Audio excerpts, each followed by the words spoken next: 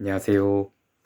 소설 하다의 36번째, 아니죠, 38번째 시간이 돌아왔습니다. 네, 사실 되게 오랜만에 영상을 찍는데요. 다름이 아니라 제가 최근에 저번에도 좀 말씀드렸다시피 신변의 변화가 조금 있어서 그랬습니다. 물론 제가 여기서 제 개인 사적인 얘기는 안 하지만 조금만 해드리면은, 제가 여러분 적지 않은 나이인데 최근에 대학원, 문학 관련 대학원을 가게 돼서 석사죠.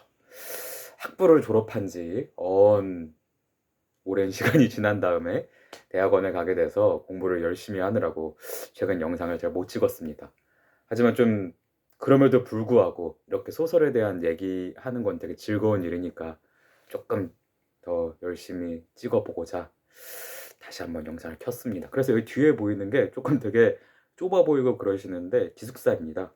네, 대학원 기숙사에서 이렇게 찍고 있습니다.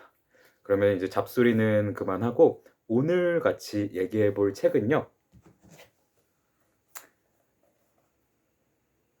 단요 소설가님의 한 개의 머리가 있는 방이라는 단편 소설집입니다.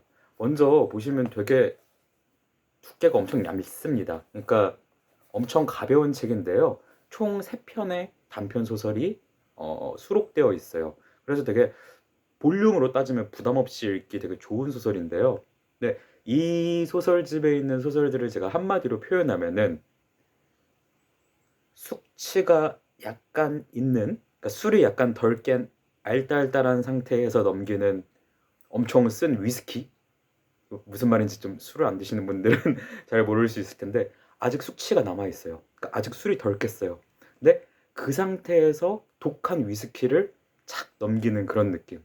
그 되게 씁쓸하면서도 참 이 비터 스위트라고 하나요? 그러면서도 되게 달콤한 어떤 그런 느낌을 주는 작품들인데, 조금 더 구체적으로 한번 얘기를 해볼게요. 세 작품 모두 굳이 말하면은 SF적입니다. 그러니까 지금이 아닌 먼 미래를 대상으로 하고 있는데요. 그 SF 중에서도 아포칼립스라고 해야 될까요? 그러니까 꼭 아포칼립스까지는 아니더라도 되게 비관적인 미래상을 그리고 있습니다. 그리고 그 비관적인 미래상 중에서도요, 제가 되게 흥미를 가지는 부분들이 주인공이 모두 병리적이에요. 굳이 말하면. 그러니까 병리적이라는 게 어떤 주인공들의 모습이 모두 어떤 정신적으로거나 아니면 심리적으로 어떤 병적 증상을 앓고 있는 것처럼 보여요. 그리고 중요한 거는 본인도 그걸 알고 있는 것 같아요. 그러니까 내가 스스로 내가 정신적으로나 혹은 뭐 심리적으로나 아니면 내 인간적으로나 마음이나 내가 뭔가 정상이 아니고 어딘가 병리적이라는 것을 본인도 알고 있어요. 근데 그렇다고 해서 막 극복하려고 하느냐? 그러지 않아요. 그러니까 되게 아까 제가 말했죠. 이 숙취가 남아있는 상태에서 위스키 한 잔을 촥 마시는 것 같은 느낌. 그러니까 그것처럼 한편으론 자신의 그것을 자조하기도 하고, 한편으로는 이렇게 태어난 자기 자신, 그러니까 이 아포칼립스 시대에 존재하는 스스로의 존재를 그냥 꿀꺽 삼키면서 받아들이는 느낌인 것 같아요.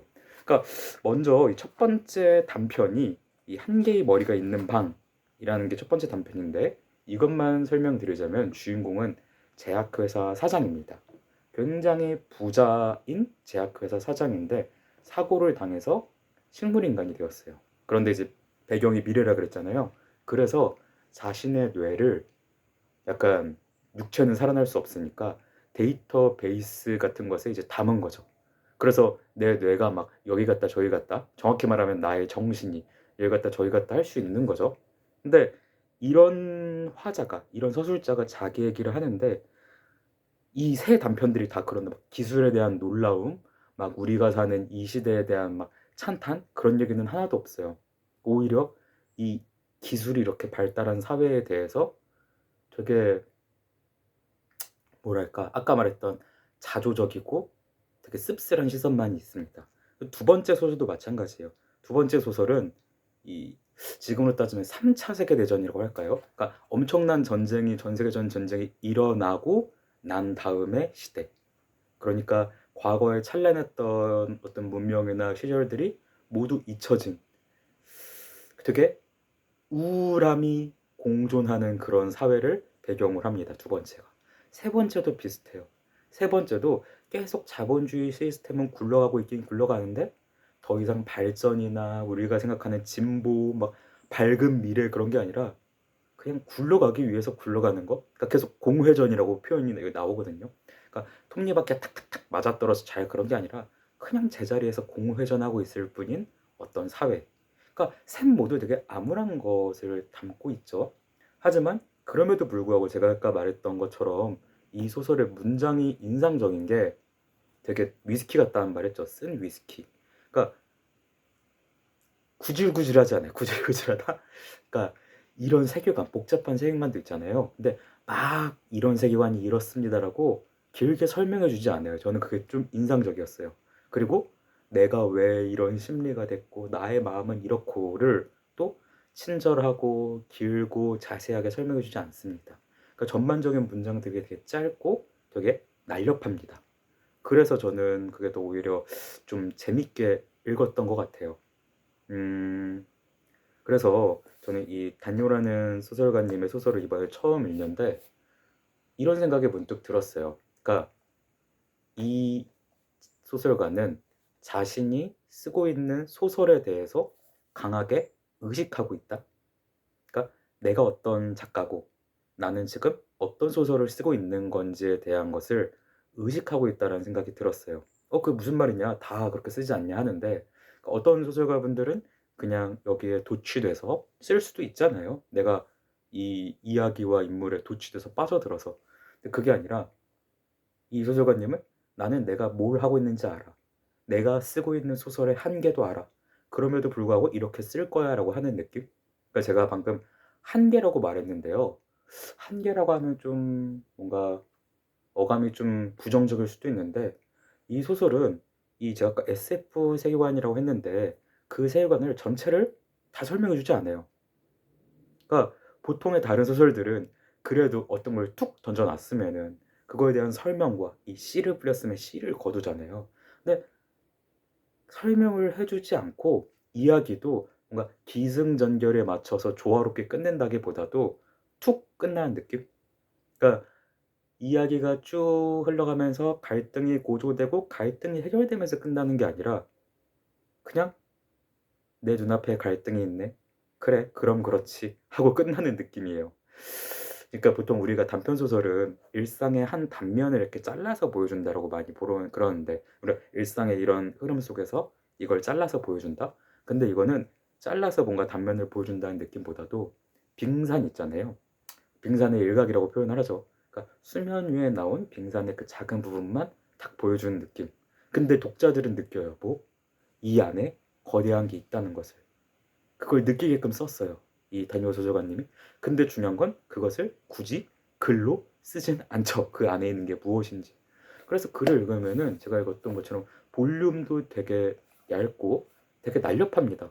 이 필치도 날렵하고 뭐 마음만 먹으시면은 한 자리에 앉아서 한 2시간 안쪽이면 스르륵 다 읽으실 것 같아요. 근데 그럼에도 불구하고 뭔가 남는 게 있어요. 이건 표현을 잘 못하겠어요. 마치 술을 마시고 난 다음에 혀에 남는 그 씁쓸한 알코올 향 같은 것이 남는 어떤 그런 소설이라고 저는 느꼈어요. 그래서 약간 혼자 밤에 진짜 저는 옛날 술을 그렇게 마셨지만 지금은 잘 안 마시는데 밤에 술 한잔 하면서 이렇게 한 장 한 장씩 보기 되게 좋은 소설. 근데 너무 좀 우울해질 것 같긴 한데 그런 소설이라고 생각을 했고요. 음, 그리고 저는 또 추가로 이 소설에서 좋았던 거는 위악은 있을지언정 위선은 없어서 좋았어요. 그러니까 위악, 그러니까 나는 이렇게 이런 놈이지라고 되게 스스로 자조적이고 악한 제스처를 취하긴 하지만 절대 절대 자기 스스로에 대한 변명이라든지 나는 이런 놈이야 나도 어쩔 수 없었어라고 뭔가 이해를 바라지 않아요. 네, 그러니까 등장인물이 독자들에게 이해를 바라지 않는다는 느낌? 그러니까 마치 나를 욕할 거면 그대로 욕을 해라 라는 그런 제스처? 그런 태도가 오히려 좀 요즘 한국 소설에서 좀 보기 힘든 태도라서 저는 매력적이었습니다. 그리고 마지막으로 한 번 더 하면은 SF 소설이 요즘 되게 많이 나오는데 SF 소설 중에서도 저게 이질적인 질감이 있습니다. 이건 단순히 SF 소설이라서 혹은 아포칼립스라서 그런 건 아닌 것 같아요. 이 다뇨 소설가님의 좀 개성이지 않을까? 이 소설가로서 가지고 있는 개성. 그래서 저희 또 소설 중에서도 약간 씁쓸한 맛이 감도는 소설을 한번 읽고 싶은 분들은 다뇨 소설가님의 한 개의 머리가 있는 방 꼭 한번 읽어보시길 바라겠습니다. 감사합니다. 더 자주 앞으로 올리겠습니다.